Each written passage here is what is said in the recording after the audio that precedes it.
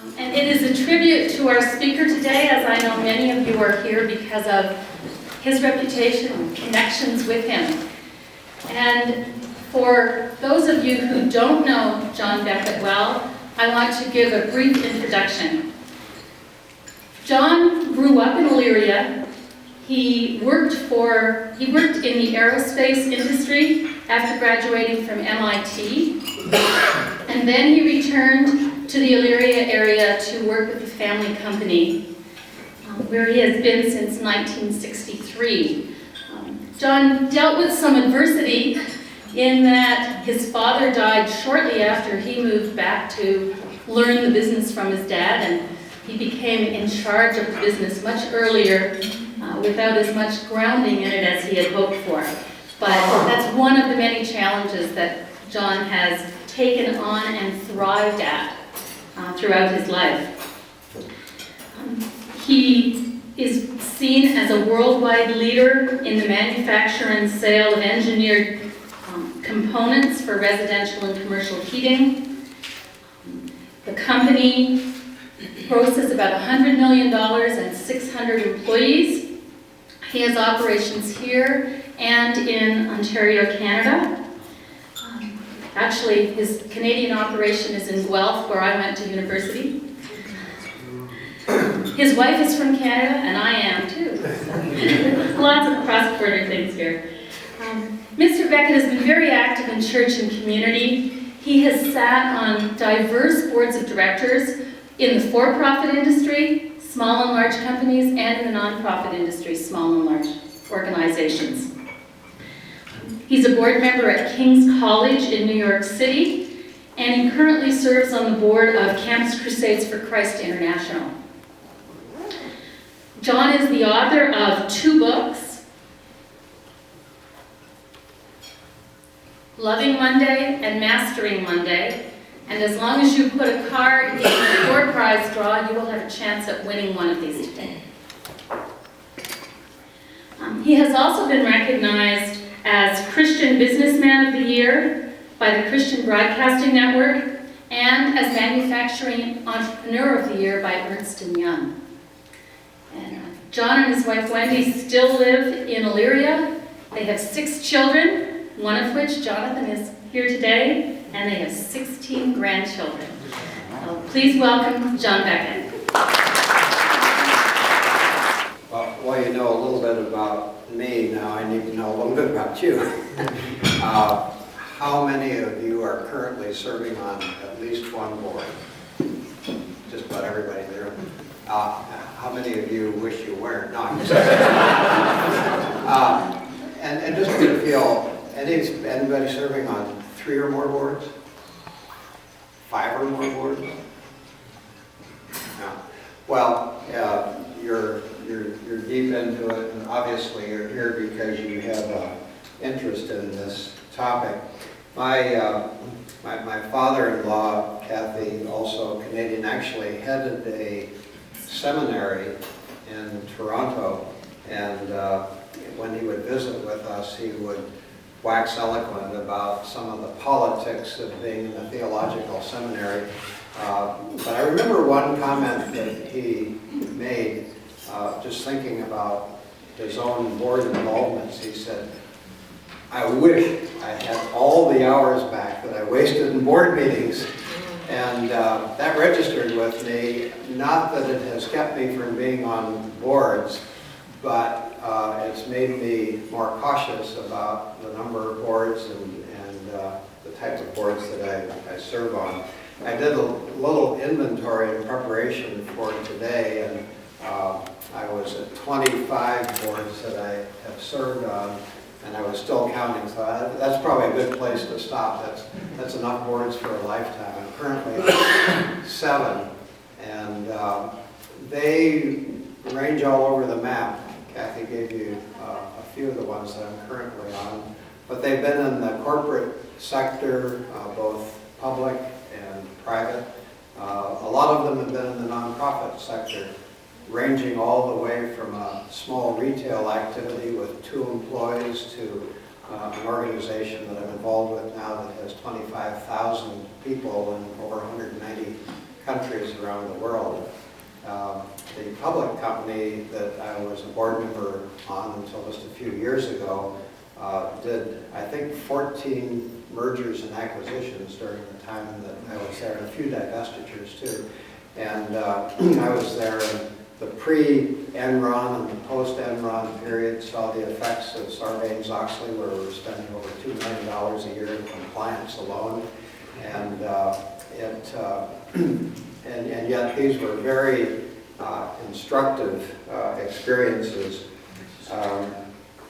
By the way, there are a couple kinds of boards that I have determined to never serve on if I can possibly avoid it. One is a country club, and the other is a homeowners association. Because what happens in these boards is that otherwise sane, capable people get together and they strain at gnats, and it can be an exercise in frustration.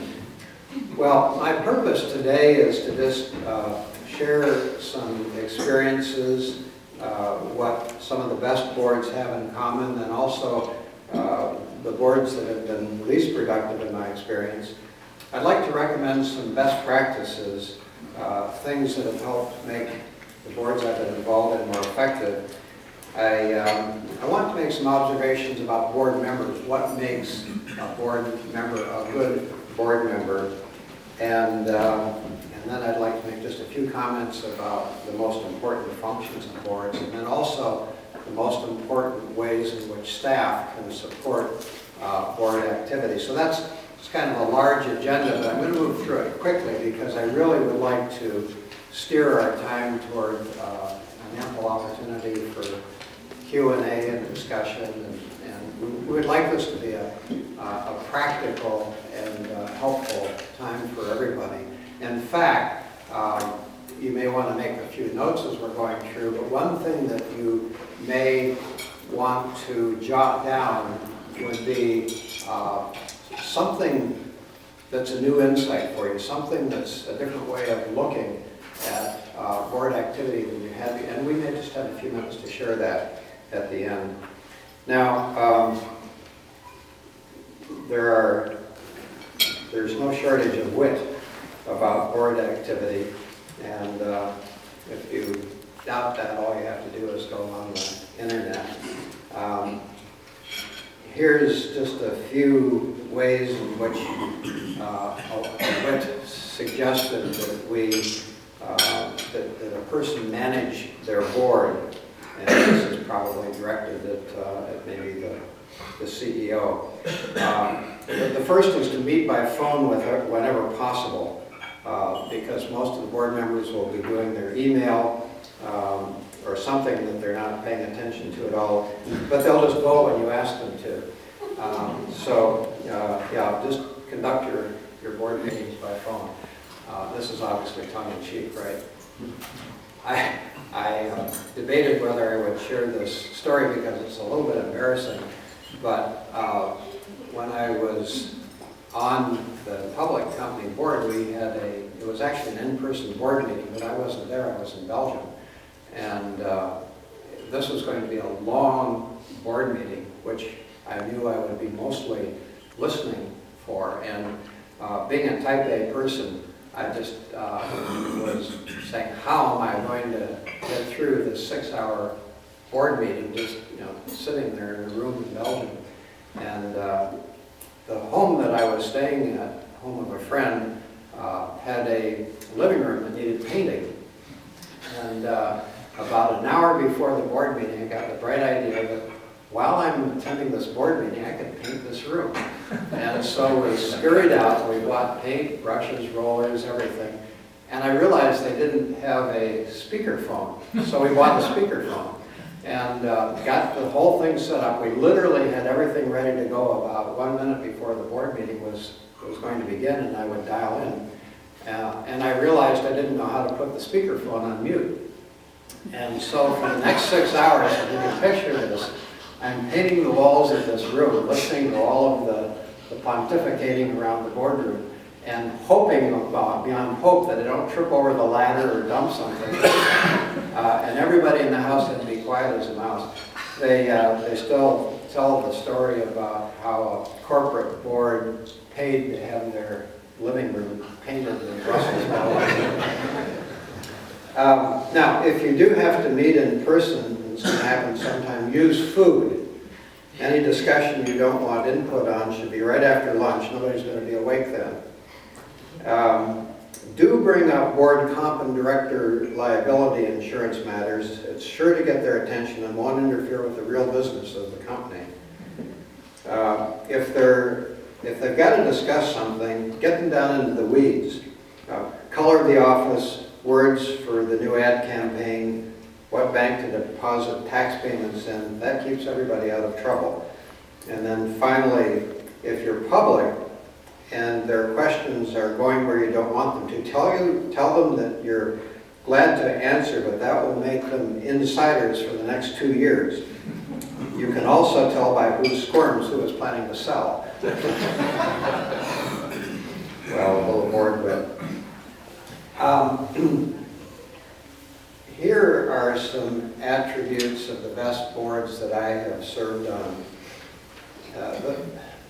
The members of the board view it as an important responsibility.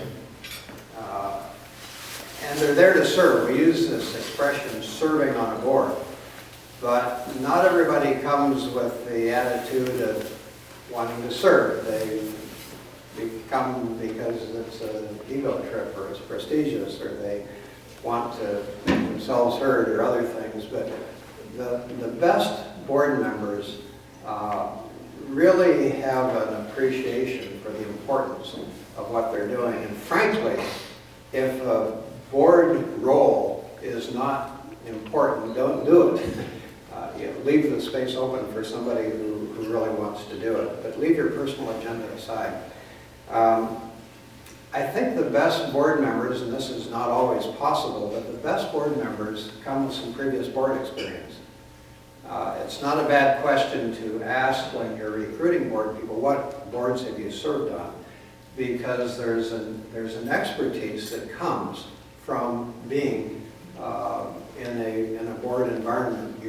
If you're awake at all, you learn from other people how they contribute, what strengths, what weaknesses they have, and so board history is good. And I also encourage drawing people in from different backgrounds. You don't want a monolithic board where everyone comes from a similar background or perspective. It's that rubbing together of different viewpoints that can often bring out the best decisions. Now, having said that, you're obviously looking for people who will flow well together, respect one another, and be supportive of one another. You don't want a cantankerous board. A good board has a chair, and the chairman's role is very important, by the way. The best boards have chairs who really encourage participation.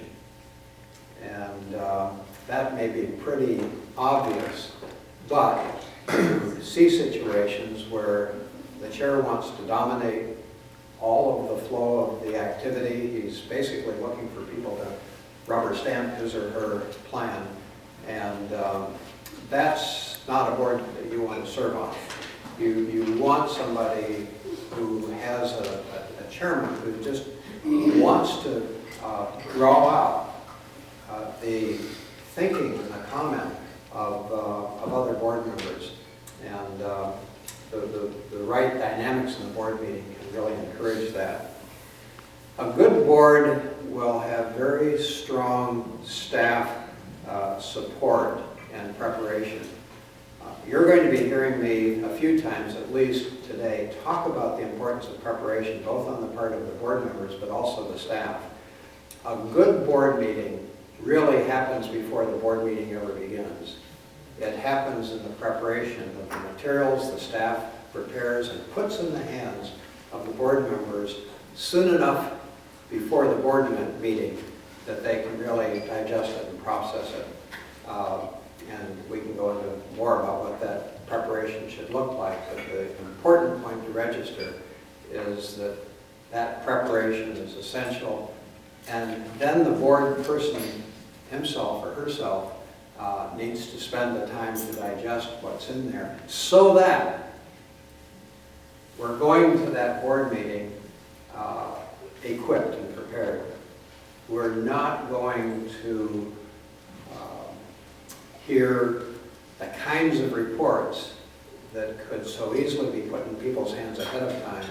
We're there to do higher level stuff when we get to the board meeting. And just a final comment on what good boards have in common. In my experience, they're not large.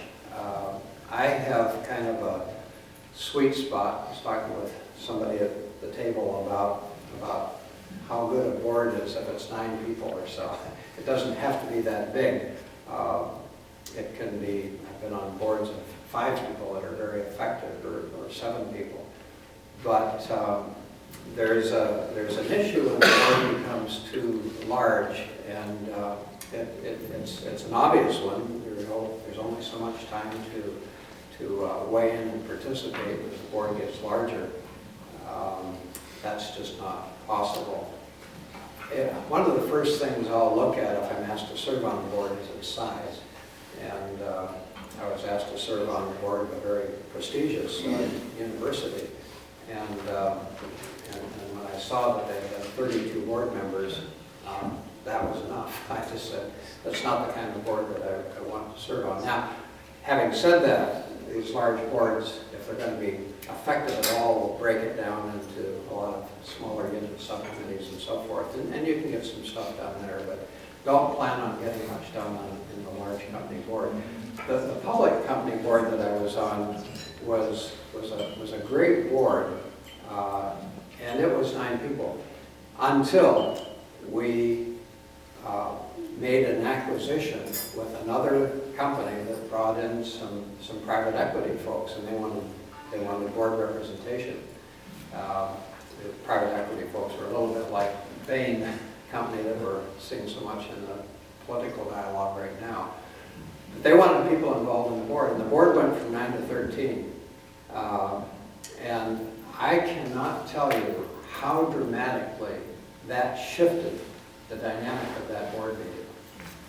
Because everybody wanted their say, and so you could be there for, typically these were 1.5-day long board meetings, but hardly have a chance to weigh in at all, because it was just so it really impacted me that there was a tipping point there where a board just became too large.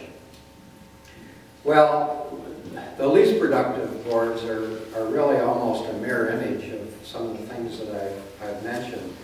If you have a board where somebody is not there to serve the organization but to serve themselves, it can get ugly.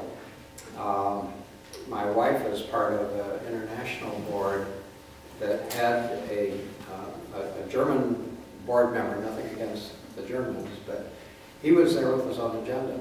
And it was such a